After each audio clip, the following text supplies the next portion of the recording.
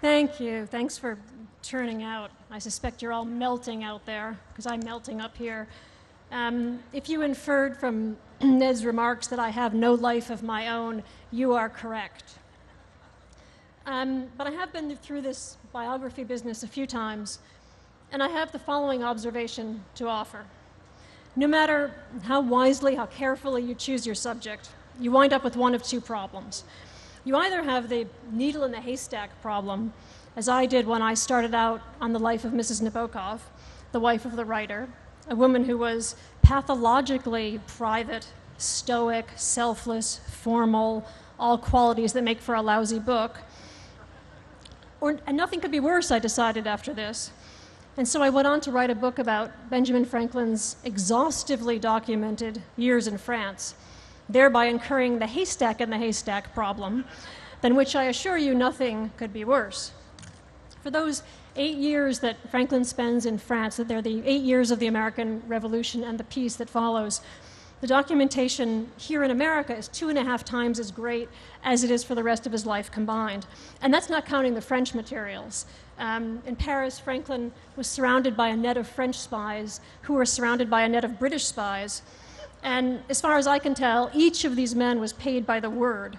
Nothing, I promise you, was too trivial for them to report on, including the state of Franklin's laundry, which was always immaculately white, and his dinner menu. There was a precocious amount of apple pie consumed by his household, by the way. Everyone who owned a pen wrote a memoir in the 18th century, and those who didn't appeared to own a newspaper. There were both official French newspapers and unofficial French newspapers, and their reports reliably contradicted each other. I might add that John Adams was also in Paris at the time. He appears to have owned several pens. He missed his wife dreadfully. He had very little to do, and he wrote a great deal about Benjamin Franklin. But that's another story. I should also say, actually, in deference to Richard Holmes, I thought of Richard daily because I spent 1.5 years in Paris doing this research. Most of Franklin's materials did not get through to the American Congress, so the best place to read them is in the Ministry of Foreign Affairs in Paris. And Richard has a wonderful line in one of his essays about the problem with doing any kind of research in Paris is that if your editor calls you and they find that you're not home, they assume that you're out having a good time. I just want to go on the record as saying that I wasn't having a good time. I was in the archives every day, which was great if you don't mind working under low light and turning over your passport and arriving at the appointed time and reserving your documents in advance and filling out a pass to go to the ladies' room and not complaining when the archivists go out on strike. So what then do Benjamin Franklin and Cleopatra have in common? Or put another way, why would a relatively experienced, predominantly sane biographer who reads neither Greek nor Latin and who's happiest in a dusty archive attempt a biography of a first-century queen? Let me say at the outset that I wasn't entirely sure it was possible. I'd had Cleopatra in my mind as a subject for a long time, but I just didn't see a way to write a traditional chronicle of her life. She fascinated me for every possible reason. I kept thinking of her as that sort of rare combination of Delilah meets Catherine the Great meets Jackie O.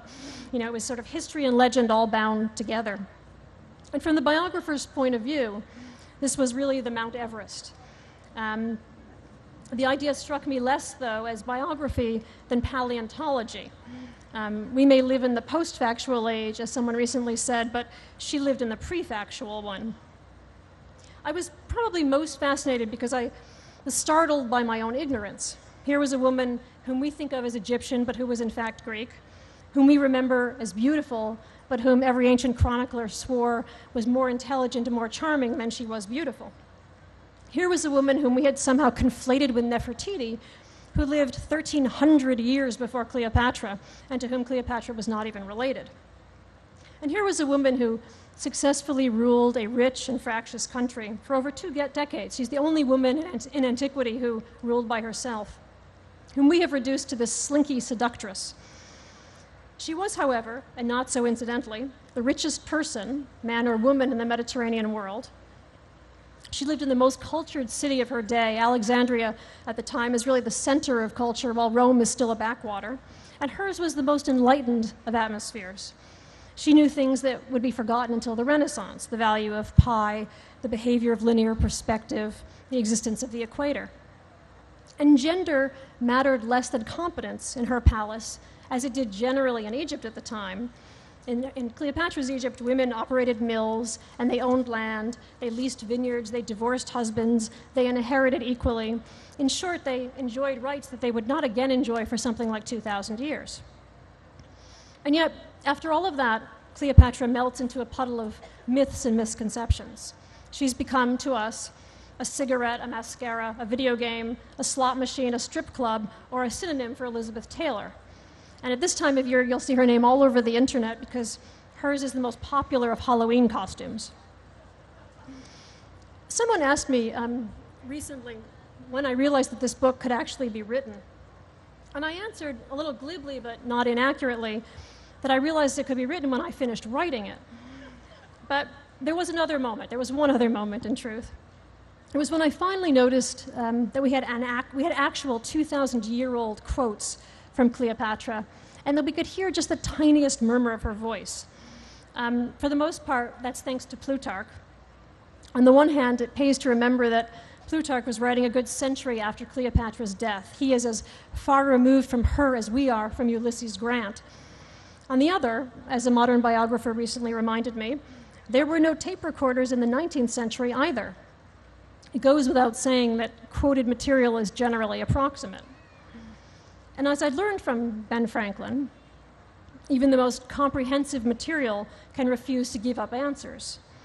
Probably I couldn't see my way to writing Cleopatra until those years buried in Franklin's archive. 5 years in those miles and miles of paper, and I still can't tell you who the mother of his son was. I doubt anyone ever will. And I knew there were questions that could never be answered, but I also knew that that had nothing to do with the millennia that separate us from Cleopatra. What went on between Virginia Woolf and her brother? How did Shelley die? What was the problem really with Emily Dickinson? Where is Jimmy Hoffa? None of these questions have answers either. In some cases, they have answers. They don't have answers because we have an overload of information. Too many accounts can spoil the truth. How then was it possible to write about her? I should probably mention at this juncture that I'm here on false pretenses. It is true that I have written a biography of Cleopatra, but it is not true that you can buy it today because it isn't on sale for another 2 weeks. But then you can buy it. You could buy several copies, in fact, and it's beautiful. So you might want to buy one for your living room table and the other to read. And the one you want to buy is the one with my name, Stacy Schiff, on it, not the other one. Anyway, its publication date is November 1st. But let me go back to that line of dialogue in Plutarch for a minute. It comes in the course of a marvelous account of Cleopatra and Mark Antony out fishing on a carefree Alexandrian afternoon. Plutarch meant to use the incident to illustrate what he calls Antony's boyish pranks, but it offers something else as well. The most accomplished military commander of his day, Antony is unable to lure a single fish from the fertile waters of Egypt. Humiliated, it's always worse when you have your girlfriend at your side, and even worse when she's the queen of Egypt, he arranges for one of his servants to attach several pre-caught fish to his line. And these he begins to reel in one after the other with great gusto. The scam is not lost on Cleopatra. She's competitive by nature, and she has a very impish sense of humor. And so she arranges for all of their friends to come watch her highly skilled Roman friend the next day, when she also arranges for one of her servants to attach an imported salted herring to Mark Antony's hook. And this he pulls from the waters of Egypt to peals of laughter. On the spot, she advises him to forget about fishing and attend to his real responsibilities. He is meant to be hunting not for fish, but for cities, kingdoms, and continents. She's sly and she's saucy, but there's also something a little bit familiar in her tone. It's one known to every woman whose husband owns a set of golf clubs. Of course, it also made me wonder about Plutarch's wife. So yes, there were some terrific constraints. I was used to knowing what my subject had had for dinner and what he or she fretted about before he fell asleep. And in this case, the record was as skewed as it was spotty. All bets were off. The Nile is not where it used to be. Ancient Alexandria is lost. Some of it is in the harbor of Alexandria, and I don't scuba dive.